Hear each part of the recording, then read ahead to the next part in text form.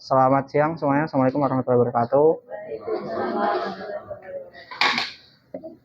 Perkenalkan, nama saya Cahyo. Saya dari PT AMPM. Hari ini saya mau berbagi tentang apa aja sih dalam blanket roll ini. Ada komponennya apa aja. Terus kalau ada kerusakan itu ada apa aja. Kayak gitu-gitu. Nanti kalau misalkan ada pertanyaan, boleh dipotong aja ya. Oke. Untuk pengoperasian perlu nggak? Perlu nggak? Perlu. Oke. Oke, kalau untuk pengoperasian di sini ada tombol powernya, ini tinggal dinyalain aja. Nah, ini harusnya ada plastik padnya, tapi nggak ada ya. Udah nggak apa-apa deh, nggak apa-apa nggak apa. Kan gede, mungkin dilacak. Nggak apa-apa nggak apa-apa. Nanti pokoknya plastik padnya itu tinggal dimasukin ke sini aja. Ini nggak mungkin kebalik. Ada female-nya, ada male-nya, jadi nggak mungkin kebalik. Itu tinggal dipasang aja. Nah, kalau udah, ini ada dua mode manual sama mode auto. Nah, ini supaya gampang saya mode manual dulu, pisah-pisah. Kalau untuk mode manual, yang kita setting itu suhu airnya. Jadi mau berapapun suhu pasiennya, mau pasiennya dingin, mau panas. Kalau kita setting suhu airnya itu 32, ya udah airnya 32, nggak mungkin berubah-berubah. Kalau bukan kita yang berubah. Gitu. Tapi kalau mode auto, itu yang kita setting suhu tubuh si pasiennya. Jadi panas atau tidaknya air itu dipengaruhi oleh suhu tubuh pasien. Gitu. Kalau suhu pasiennya sudah sesuai sama yang kita setting, itu nanti airnya akan menyesuaikan. Jadi kalau misalkan belum tercapai, masih terlalu dingin, nanti dia airnya akan memanaskan. Tapi kalau udah terlalu panas, airnya akan mendinginkan. Nah, terus untuk airnya, itu suhunya ada di paling bawah itu 4 derajat, paling tinggi itu di 42 derajat Celcius. Gitu. Nah, tampilan awalnya kayak gini. Ini bukan alarm ya. Ini emang kayak gini. Ini tinggal dipencet aja. Nah, terus ini tinggal langsung atur settingan suhu yang dimau berapa. Bisa dari 4 derajat sampai 42. Ini tinggal pencet atas bawah. Kalau udah, ini tinggal di start. Nah, terus kalau mau berhenti, mau ngubah suhunya ini nggak bisa langsung. Jadi harus di stop dulu. Cara stopnya pencet tombol yang ini. So, baru kita bisa ubah-ubah suhunya. Kalau mau di start lagi, tinggal pencet ini lagi. Gitu. Udah. Ada dari mode manual nih. Ada yang mau ditanya dulu nggak? Mode manual gitu doang cara pakainya.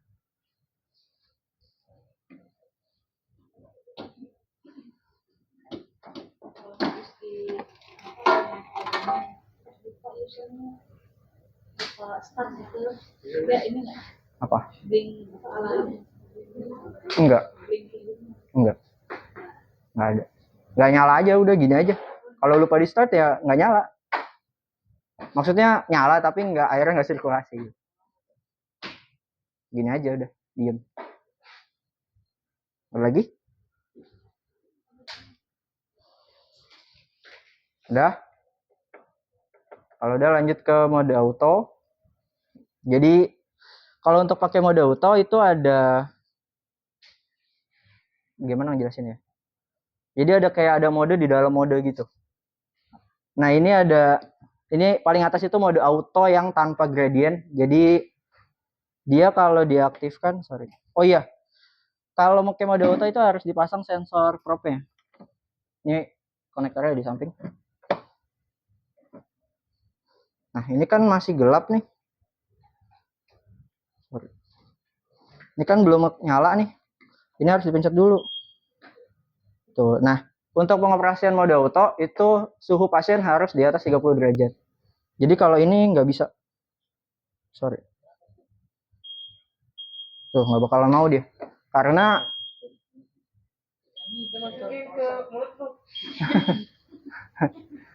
karena Karena kalau misalkan di bawah 30 derajat tapi alatnya udah bisa pakai auto, itu ditakutkan pasiennya itu tidak terjaga dengan baik. Karena kan masih di bawah 30 itu kan masih rawan untuk perubahannya. Jadi lebih aman kalau misalkan si pasien itu udah menuju stabil baru bisa pakai auto. Tapi kalau masih di bawah 30 itu nggak bakalan bisa. Dan itu nggak disarankan juga sama pabrik. Gitu. Boleh pegangin.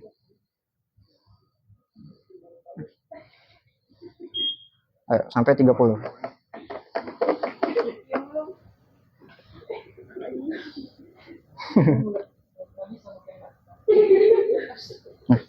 Nah, kalau udah 30, ini bisa di start. Sorry. Yang bisa pakai auto di atas 30. Ya. Kalau di bawah 30 itu nggak bisa. Udah hipotermia. Nggak bisa. Kenapa? Misalnya kenapa? Ini tinggal di start aja. Kalau udah, tadi kan udah dicek suhunya di atas 30. Cara ngeceknya pencet tombol ini. Kalau udah, balikin lagi ke tengah. Terus di start. Nah, ini pakai mode auto nih.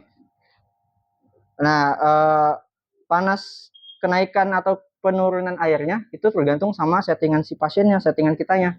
Nah, tadi kan yang tadi saya bilang kalau mode auto itu kan yang kita setting suhu pasien. Nah, kita setting suhunya di sini sama kayak 37 derajat. Pasien aja. Sekarang suhu dia 35. Berarti kan butuh penghangatan.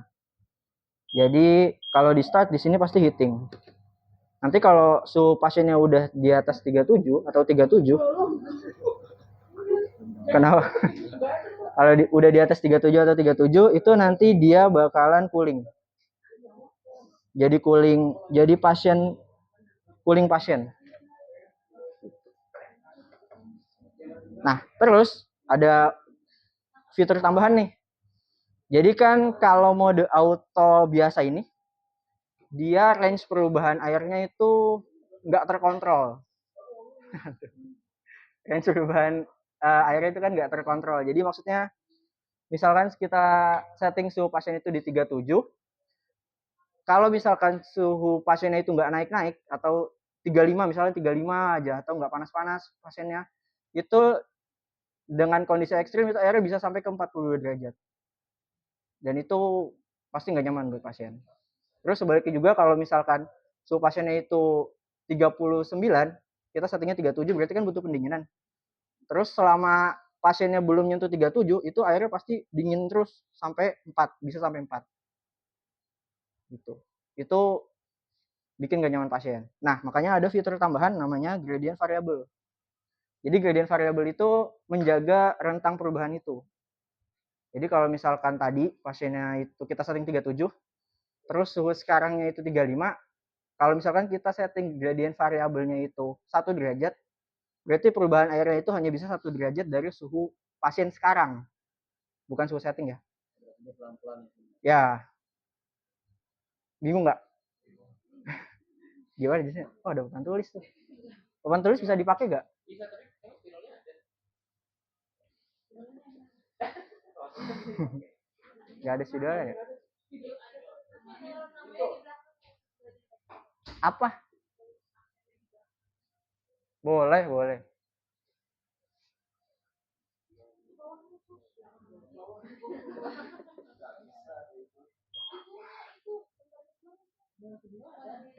Barangan untuk PHP aja tuh.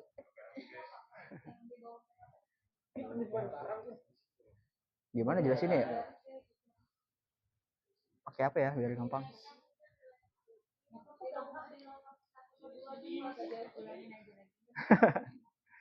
Jadi gini,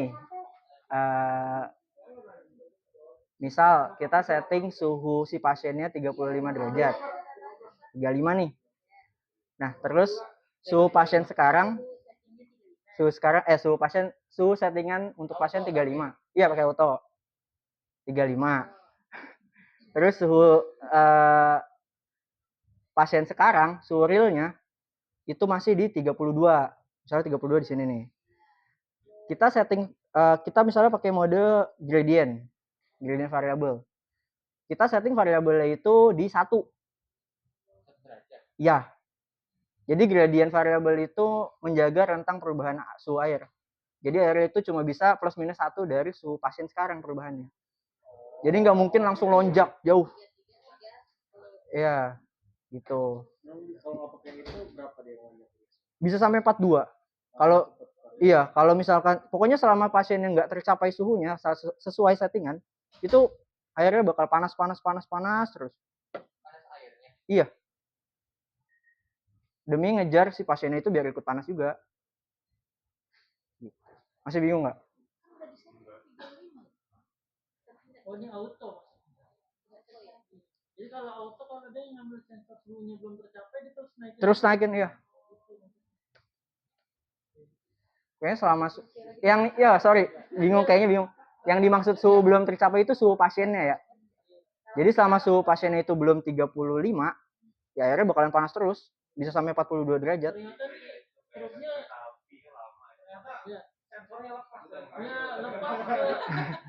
lepas ke bawah gitu. Kalau nah tadi saya udah bilang kalau misalkan tanpa sensor nggak bisa dipakai. Nah, kalau suhunya nggak kepasang ke pasien, tiba-tiba lepas. Oh, kalau lepas biasanya relatif kalau lepas itu kan ngikutin suhu udara kan. Sedangkan alat ini tuh nggak bisa di bawah. Ya. Kalau di tengah jalan misalnya lepas dari pasiennya. Mati. Kalau nggak mati total, mati aja udah. Nggak total sih mati. Kan nggak bisa di atas, nggak bisa di bawah 30 derajat dia beroperasi. Masih bingung nggak? Aman ya?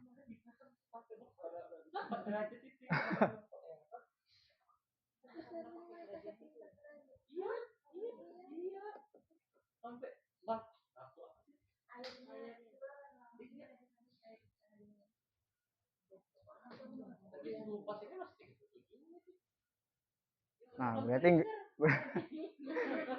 berarti pasiennya nggak bisa ngikutin. Jadi kalau alat medis itu kalau bukan usernya, alatnya, kalau nggak pasiennya. Biasanya itu. Kalau alatnya benar, usernya benar, berarti pasiennya nggak benar.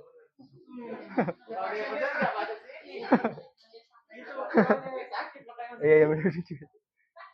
Habis ini konsep gradient variable masih bingung nggak? Belum ngerti. Udah ngerti, udah aman. Udah. Aman ya berarti untuk prinsip gradient variabelnya udah aman ya. Oke, kalau udah tadi kan baru sampai sini nih mode yang paling atas. Nah, itu mode tanpa gradient. Nah, kalau kita mau pakai gradient, itu pilih mode yang dua ini. Ini ada gradient 10. Ini udah di set dari modenya itu 10. Tinggal dipencet aja. Gradientnya 10, jadi perubahan airnya 10 derajat dari suhu pasien. Gitu. Nah, kalau misalkan 10 dinilai ketinggian, kita bisa pakai yang variabel. Nah, ini bisa disetting. Variable gradient. Bisa dari 1 sampai kalau nggak salah 20 berapa gitu.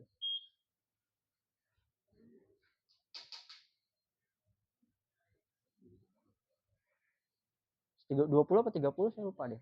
Kayaknya gede. Bisa sampai 32 derajat. Gitu. Nah, ya, habis gradient variabelnya di setting, pencet lagi yang ini. Tuh. Udah, sampai sini aman dulu nggak nih? Ada satu lagi nih.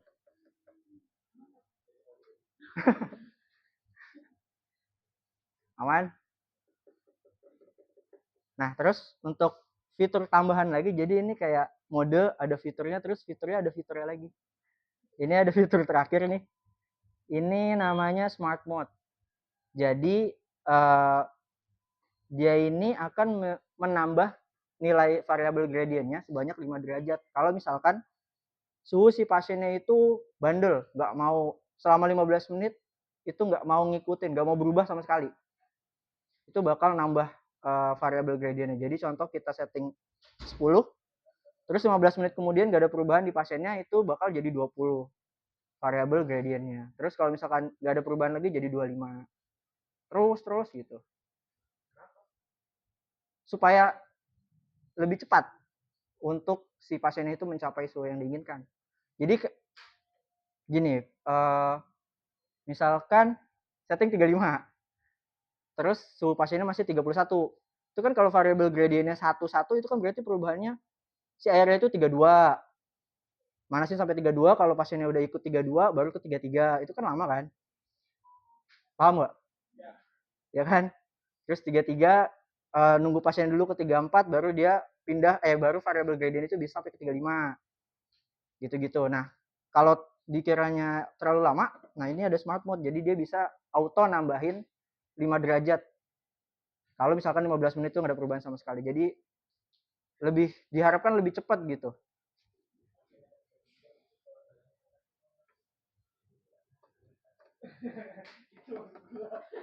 Udah.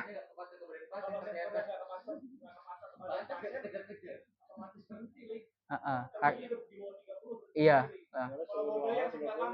Iya, kalau modenya yang ini. Benar. Bisa dicoba nggak?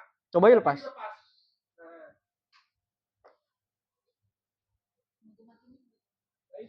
Nunggu sampai ininya di bawah 30. Harusnya kan dia ngebaca suhu ruangan kan kalau lepas.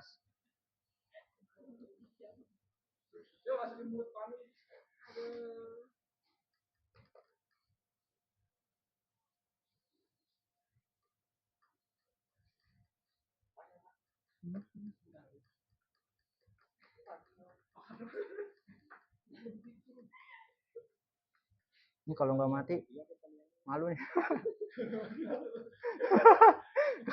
Kalau nggak mati malu nih. Iya, kalau nggak mati malu nih. Harusnya mati.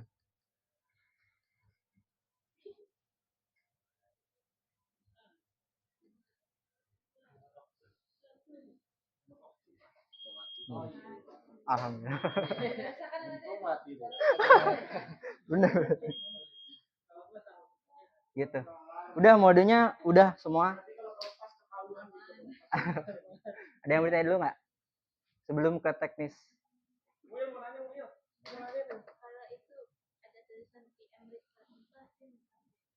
Dia minta filternya dibersihkan. Jadi gini, penyebab muncul PM required itu ketika alatnya sudah memasuki masa pakai 500 jam. Ada. 500. Jadi untuk bersihkan filter, ganti air, bersihkan filter. Gitu. Ya, itu harus di reset. Cara risetnya itu ya. Cara risetnya itu tombol bawah, atas, check set sama yang ini. Jadi bareng. Ini. Ya, ditekan bareng. Tapi ininya dimatiin dulu. Jadi ini dimatiin dulu, dipencet 4-4-nya, baru dinyalain. Terus ditahan. Bantuin. Iya, kalau saya biasanya pakai dengkul. Tolong nyalain. Boleh minta tolong perawatnya udah tolong dicekin dulu. Kan ini dibantu sama teman. Berarti harus berdua nih kayak gini nih. Oh? Hah? Apa? Belum. Pak, nyalain ya, tolong ya. Kenapa? Tangan sendiri bisa nggak? Tangan sendiri. Bentar. Kalau lebih enak kalau ada alarm PM required-nya. Jadi kalau habis di reset tuh hilang. Ada bukan total hour.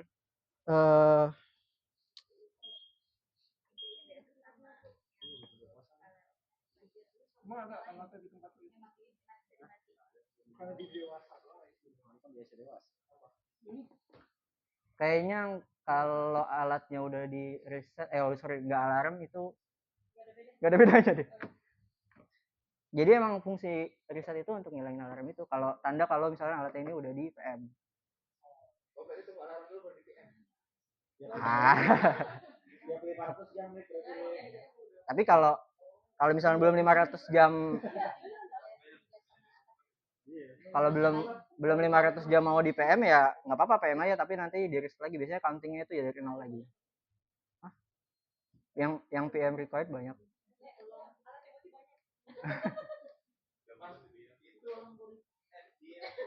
Iya. Ya udah.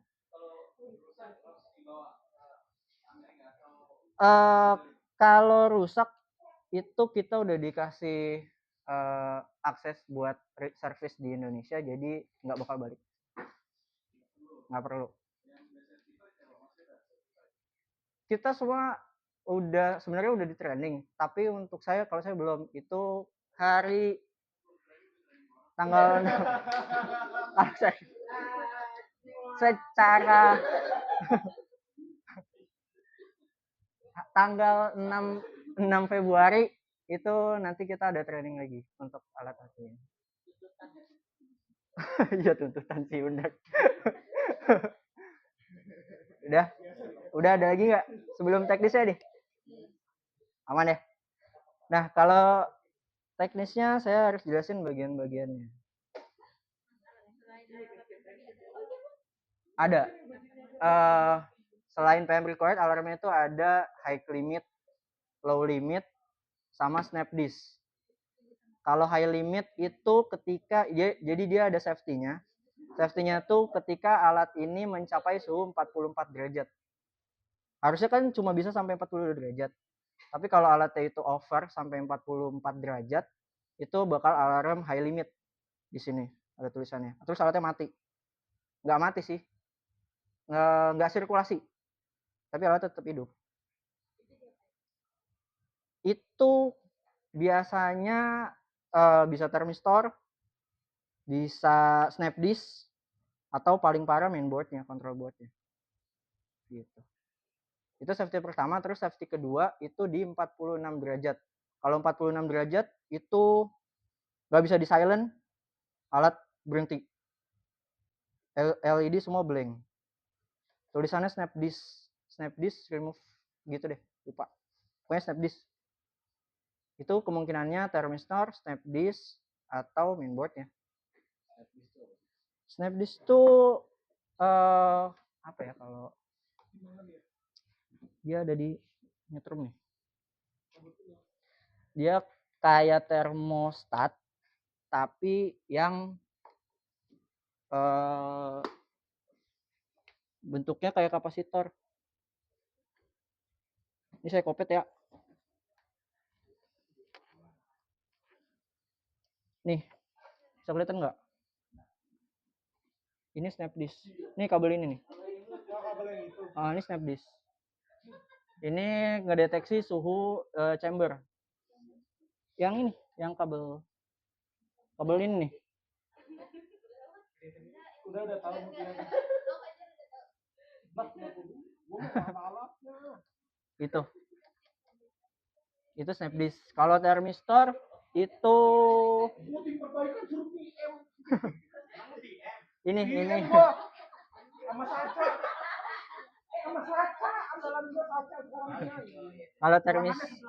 kalau thermistor itu ini, tapi kalau thermistor jarang, hampir nggak pernah. Biasanya snap disk sih. Kalau thermistor hampir jarang banget. Gitu. Nah, kalau mainboardnya, dia boardnya cuma satu. Ini ada di atas. Ada, tadi udah saya copot. Bautnya, oh iya, bautnya ada di samping 4. 1, 2, bagian sini juga ada 2.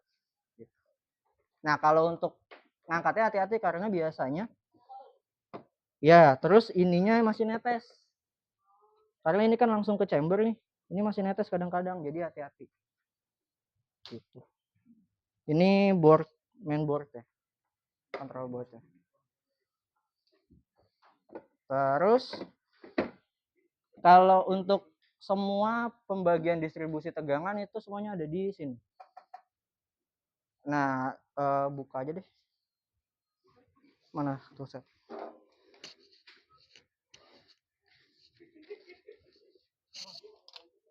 Bisa. Bener.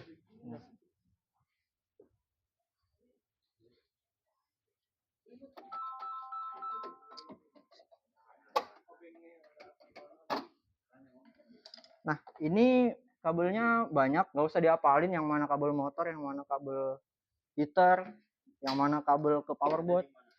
Ini bisa lihat di sini. Nah, ini.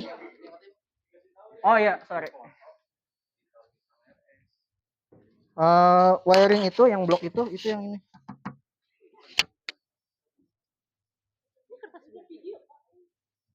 Iya, ini kertas. Ya, yang ini. Jadi tinggal lihat aja. Sebelah kanan wiring itu ada warna. Nah, warnanya tinggal dicocokin aja kalau bingung. Ada blue, ada black, gitu-gitu. Ini gak usah dihafalin karena ngapain? Ada. Ada. Di belakangnya ada ditutupnya. Oh.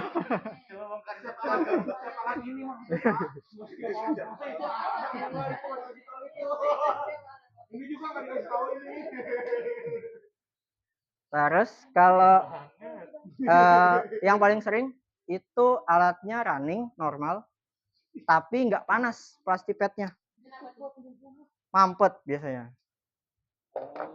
Iya, nah taunya mampet dari mana itu dilihat. Kenapa Pak? Harusnya kalau sering di PM enggak. Harusnya enggak. Kalau mampet nggak di PM. Iya.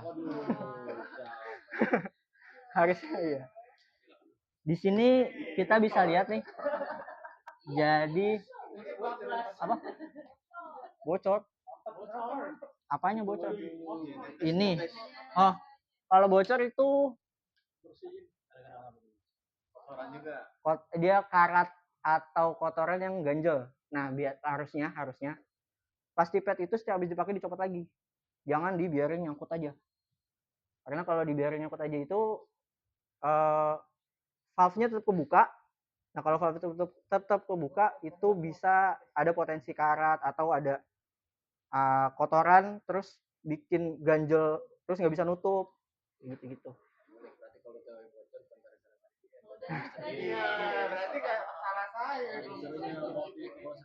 Nggak tahu saya. Kayaknya bukan. Ya. Aman. Nah, kalau udah kayak gitu, kalau udah bocor gitu, itu cara nolonginnya, cara perbaikannya itu di WD. Jadi di WD terus sambil dimain-mainin tuh pakai obeng atau apa gitu, sambil dimain-mainin aja sampai si kotoran itu kegerus. Atau kalau mau dibuka juga boleh sih. Iya, habisin dulu airnya. Ini kalau mau dibuka ini tinggal dibuka aja pakai kunci Inggris atau pokoknya kunci apa aja yang bisa dibuka. Udah, bisa direndam, terserah mau direndam sambil dimain-mainin. Bebas. Tapi kalau kayak gitu udah nggak bisa juga ya udah ganti. Gimana lagi? Nah, tadi kalau mampet, tahu mampet dari mana itu pertama kita lihat di sini. Ini flow indikator.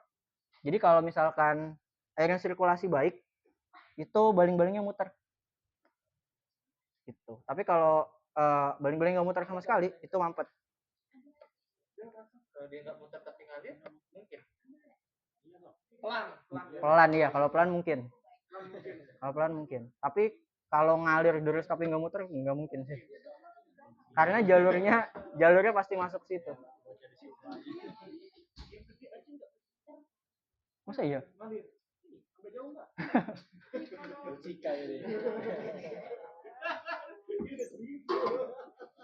Nah, kalau mampet, ini ada filter. Ini filternya. Ini tinggal dibuka. Terus dibersihin, disikat aja. Atau kalau mau lebih bersih, disemprot pakai jet yang toilet itu. Tapi dikuras dulu ya. Jangan belum dikurasnya dibuka banjir. Bawah. Ini tinggal diputar aja nih.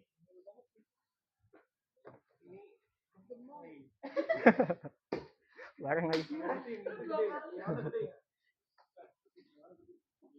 Apalagi yang kira-kira pernah ditemuin di lapangan?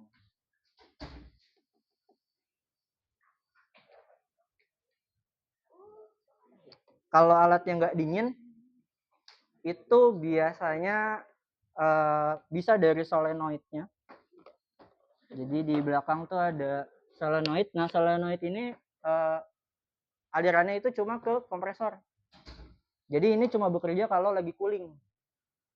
Nah kalau misalkan nggak dingin, itu bisa pertama dari solenoidnya nggak ngebuka, terus atau bisa jadi si jalur pipanya itu bocor, jadi freonnya keluar.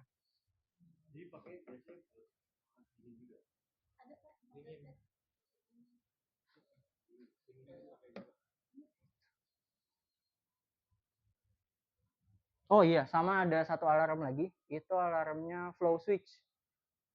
Kalau flow switch itu yang dibersihin bagian ini nih. Ini dibuka, nah di dalamnya tuh ada kayak per gitu, nah itu per kadang nyangkut, jadi flow-nya nggak kebuka. Harusnya flow-nya tuh kan, per-nya itu kan ditekan sama aliran air, tapi karena nyangkut jadi nggak mau kebuka gitu.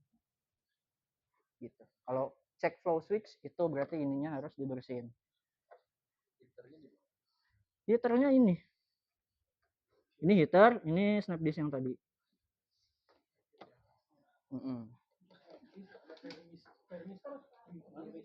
Ini thermistor, ini heater pak. Iya, heaternya segini doang. Beda ya, ini gede.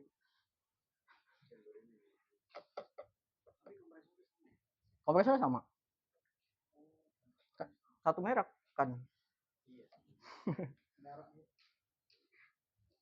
Kompresor sama. Pompanya pun sama. Pompanya sama. Sama. Walaupun ini kapasitasnya lebih besar. Enggak, sama. Sama. Spesifikasinya sama. Ini bisa dipakai berdua nggak? Ini bisa dipakai berdua, bisa. Tapi dengan catatan suhu settingannya sama antara dua pasien itu. Bisa. Karena ini kan ada berapa port? 3 port. 3 pun bisa, tapi kayaknya jangan deh kalau sampai 3 karena ya kalau semakin banyak plastik pet yang dipakai, misal kita ngisi kita ngisi kapasitasnya sechamber ini nih. Kita pakai 1 itu dia berkurang segini. Terus kalau kita pakai 2 nanti berkurang segini. 3 segini. Nah, ketika plastik petnya dilepas 3-3-nya itu airnya membludak. Takutnya gitu, takutnya. Tapi kalau yang buat anak kan cukup. Iya, kalau buat anak bisa. Masih mungkin, sangat mungkin. Oh itu ada plastik petnya. Nah, plastik pet ini nggak bisa ditambal ya kalau bocor. Kita pernah coba juga tambal pakai apa aja dipakai, itu nggak bisa pak. Tetap bocor lagi.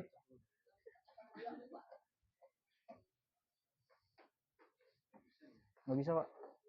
Mungkin bisa untuk sesaat, tapi habis itu bocor lagi pak.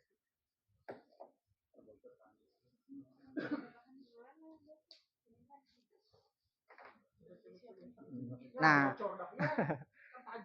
nah yang sering, bukan nggak sering sih, kadang-kadang itu alat baru tapi bocornya di samping sini nih. Samping sini nih. Nah, kalau itu cacat pabrik. Itu laporin aja ke kita, nanti kita ganti. Atau ini kan presan nih, ada bentuknya nih. Ini presannya kebuka jadi gelembung gitu. Itu juga cacat pabrik. Kalau ketusuk boleh nggak? Nggak boleh dong. Baru tusuk nggak boleh dong. Gitu. Ada lagi? Kira-kira yang pernah ditemukan? Oh.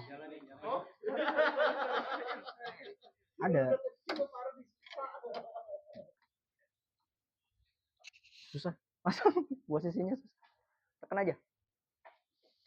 Kalau itu yang di tengah itu sebelah kiri bisa. Nggak apa-apa, bebas, nggak ada aturan. Iya. Nggak harus. Buka dulu.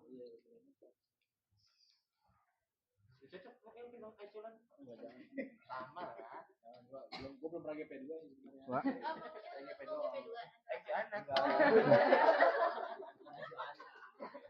Belum dicolok.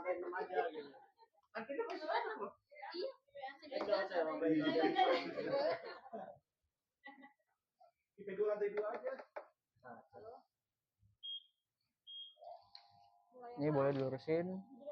Oh, sini tajam. Iya, harus lurus, Pak.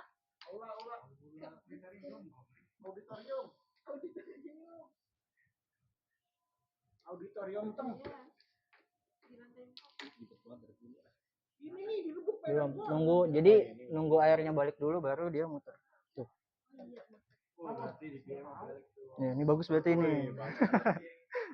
Itu yang mana nih? Enggak tahu.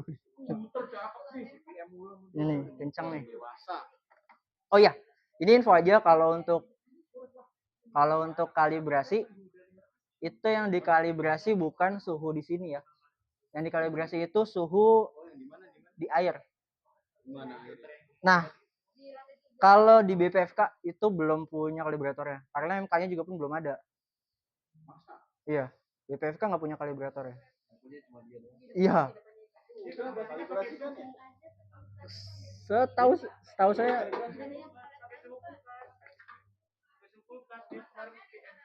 Jadi masanya di mana? nah kita punya alat. Aduh, saya nggak bawa. Fotonya mana fotonya? Bentar. Dulu tuh tahun berapa ya pernah kalibrasi internal? Ukuran flownya berapa? Kayak sini. Ini. Sini juga di sini. Kenapa? Sini gitu. Dia pakai apa? Karena Di sini gitu. Dimasukin. Oh, kayak gini. Harusnya di sininya ya. Dia ada Ini alat dari pabrik. Jadi kalibratornya memang dari pabrik itu dikasih. Tapi nggak dijual bebas. Dia ada flow juga, Mbak. Nggak dijual bebas. Nah, Harkit tuh pernah kontrak servis kalibrasi internal tahun 2022 kalau nggak salah. Nah, itu pernah. Nah, ini yang diukur itu di sini suhu temperatur air, flow, sama verifikasi si pembacaan pasien. Gitu.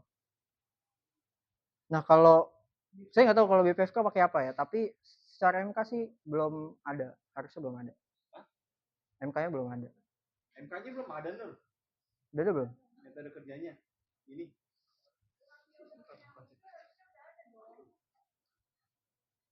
Nggak tahu deh. BPFK yang bisa jawab, saya nggak bisa jawab. Tapi Bisa terus. karena kalau di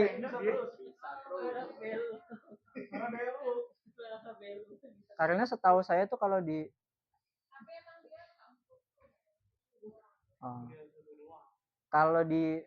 RSCM, kalau saya nggak salah ya, kalau di RSCM tuh dia nggak dikalibrasi, dia kalibrasinya ya kita, jadi manggil kalibrasi internal. Oh, belum tahu RSM berarti. Nggak tahu deh. Nggak tahu deh.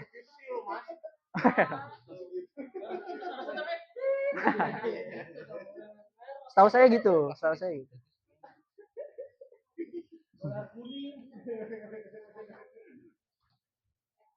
Udah lagi? Masih baru satu alat deh. Emang ada alat? Mau berapa alat, Mbak?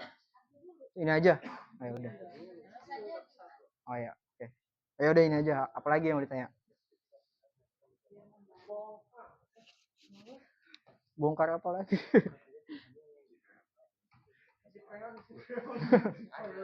Ada gini, Mas, tadi kan ini dikalibrasi. Terus settingannya nggak sesuai.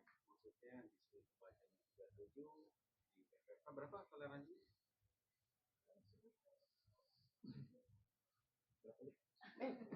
Taruhlah 38. Nah, gimana tuh cara menyesuaikannya ini? Jadi kalau BPFK ngukurnya apa? Biasanya ngukurnya plastik pad atau airnya? Harusnya kalau airnya sama. Kalau beda berarti pembacaan termistornya udah geser. Kalau udah kayak gitu harusnya nggak dilanjutin kalibrasinya. Harus di repair dulu. Termistor kalau tidak termistor. Termistor baru nih masih begitu. Gimana cara? Ganti alatnya. Harusnya enggak dong kalau udah harusnya kalau udah ganti harusnya aman. Kan nama juga buatan orang. Gimana ya kalau gimana intinya cara menyesuaikan aja deh. Oh, cara kayak seolah-olah ngakalin gitu. Bukan ngakalin sih, apa ya? Iya. Jadi kalau dari pabrik itu dia pernah ngomong suhu setting air ke plastic itu ada heat loss ya, ada loss heat itu plus minus kira-kira 1 derajat. Udah lewat 2 derajat kan harus disesuaikan adjustment. Mm-mm. Cara adjustment. Gimana sorry? Cara adjustment supaya sesuai. Oh nggak bisa. Maksudnya biar di sini 38 tapi di sini keluar 38 juga nggak bisa. Ya kalau di sininya jadi nggak mungkin sama suhu di air itu nggak mungkin sama persis. Enggak, maksudnya tadi kan plus minus 2. Iya. Misalnya di sininya 40. Hah? Di sini 37 kan pakai ini. Nah, gimana cara menyesuaikannya supaya masuk nilai range? Berarti kalau kayak gitu di sininya 40. Di sini 37. Ya boleh lah bolak-balik gitu. Ininya. Berarti ada selisih. Nah, selisihnya kan 3, harusnya selisihnya 1 kan. Adjustnya biar selisihnya nggak jauh. Nggak bisa di-adjust. Dari alatnya nggak bisa di-adjust suhu gitu-gitunya. Nggak ada adjustment.